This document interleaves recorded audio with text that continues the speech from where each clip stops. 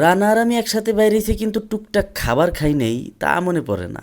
রোজার দিনের কথা আলাদা। সেদিন সলিমুল্লাহ রোডে আসতেছিলাম, রানা রিক্সা থামায় নেমে গেল, আমিও নামলাম। ওর নাকি কাবাব খাবার মন চাইতেছে। রাস্তাতে দেখা যাচ্ছিল ঘিরানো পাচ্ছিলাম। যাই কিছুক্ষণ দাঁড়ায় দাঁড়ায় দেখলাম আমার আবার খাবারের প্রসেসিং দেখতে ভালো লাগে। হোটেলটা জীর্ণ শীর্ণ অবস্থার হলেও বোঝা যাচ্ছিল খাবার ভালো হবে, কারণ কাকার অভিজ্ঞতা নাকি মেলা দিনের। কাবাবের কাহিনীটা আসলে সহজ না। গরুর মাংস মেরিনেট করে খালি শিকের ভিতর ধুয়ে আর কয়লার আগুনে পুরালাম, ব্যাপারটা আসলে তা না। আমি সব সময় করে রান্নাবান্না একটা আর্ট। মানুষ যেমন তার মনের মাধুর্য খাটায় ক্যানভাসে আঁকা আঁকি করে, সেরকম মনের মাধুর্য খাটায় রান্নায় তেল মশলা দিয়া লাগে। এই জন্যই তো এক এক হাতের রান্না এক এক রকম। ভিতরে যায় বসবার কইলে ওরা, আমরাও গেলাম।